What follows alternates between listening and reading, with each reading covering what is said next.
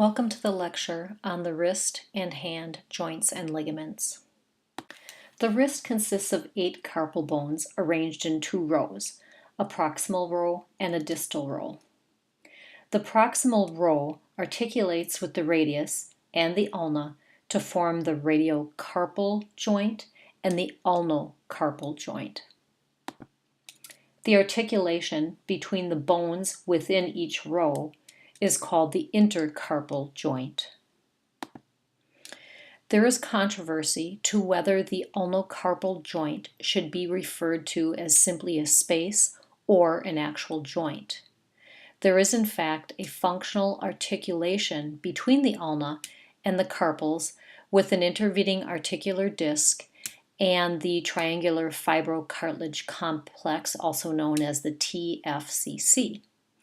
Therefore, in this class, we will refer to this functional articulation between the ulna and the carpals as a joint. There are 3 ligaments I'd like you to know at the wrist: the radial collateral ligament, the ulnar collateral ligament, and the intercarpal ligaments.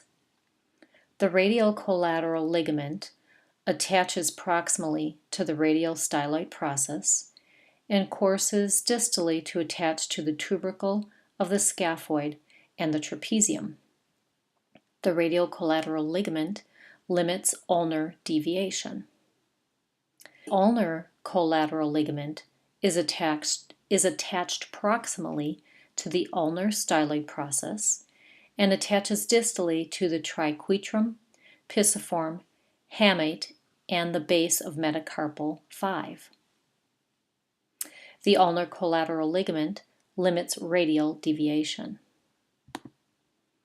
The intercarpal ligaments are located between the carpal bones and hold the bones together while allowing a gliding movement between the bones. You have a palmar set of intercarpal ligaments and a dorsal set of intercarpal ligaments. Pause the lecture to draw in the radial collateral ligament and the ulnar collateral ligament. The intercarpal ligaments would be difficult to draw in as these bones are close together, but just know that there are intercarpal ligaments on the palmar and dorsal side of the wrist. How does your drawing compare?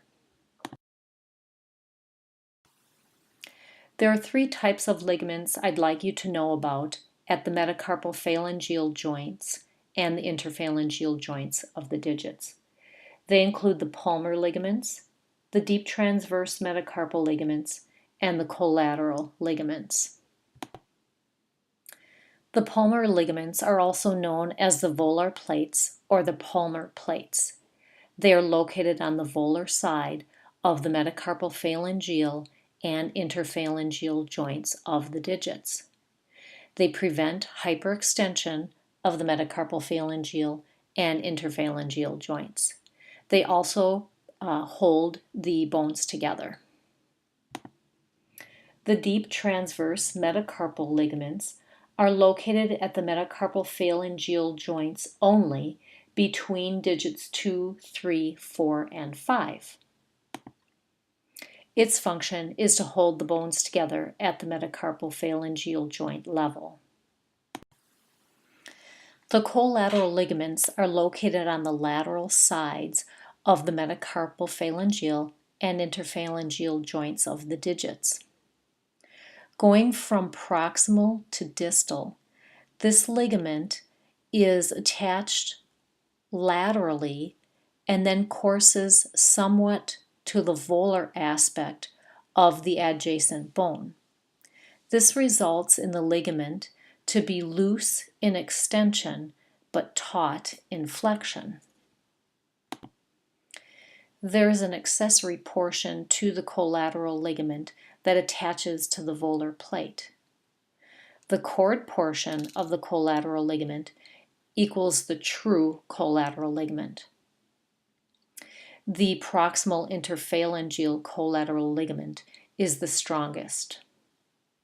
Pause the lecture to study the anatomy of the volar plates, the deep transverse metacarpal ligaments, and the collateral ligaments. You may also find Netter Edition 6, Plate 445 helpful as well. Now pause the lecture and draw in the volar plates, the deep transverse metacarpal ligaments, and the collateral ligaments. How does your drawing compare? The ligaments of the wrist and hand form palmar arches known as the longitudinal arch and the transverse arches. The longitudinal arch spans from the bases of the metacarpals to the distal phalanges. This is drawn in the bottom of your slide from the lateral view or the side view. The transverse arches span from the bases of the metacarpals to the heads of the metacarpals. This arch is shown in the cross-section view.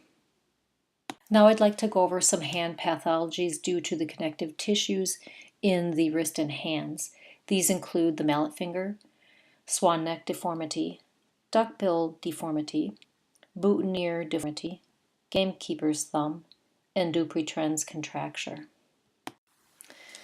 Mallet finger is the inability to extend the distal interphalangeal joint due to tendon rupture or avulsion. If this injury goes untreated, it may lead to the swan neck deformity.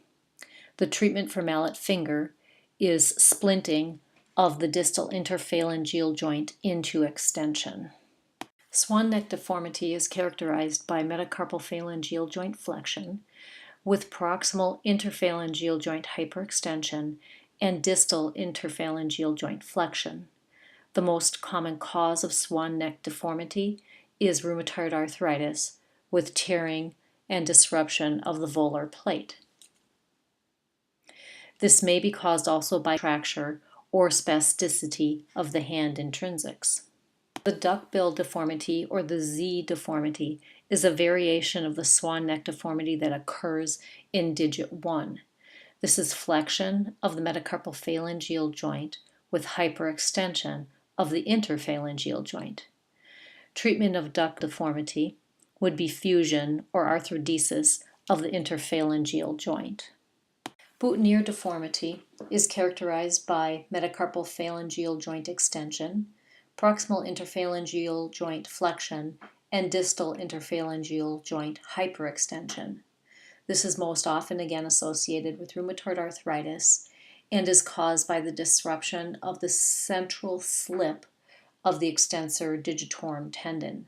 It may also be due to a laceration or rupture of the central tendon or due to proximal interphalangeal joint dislocation.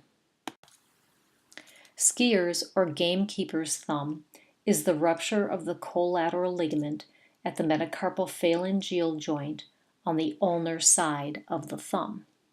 This is not to be confused with the ulnar collateral ligament of the wrist. This disorder is usually due to a fall where there's jamming of the thumb into a hard surface. Gamekeepers now is typically referred to as chronic UCL instability. This is an actual picture of Skier's thumb where there has been rupture of the collateral ligament on the ulnar side of the metacarpal phalangeal joint, causing instability. Dupuytren's contracture is the progressive shortening, thickening, and fibrosis of the palmar fascia and aponeurosis. The cause again is unknown and is questionable to be genetic. It is most common in the ring finger and is frequently bilateral. It is more common in males over the age of 50 that have diabetes as well as alcoholism or epilepsy. The treatment is excision of the fibrotic tissue.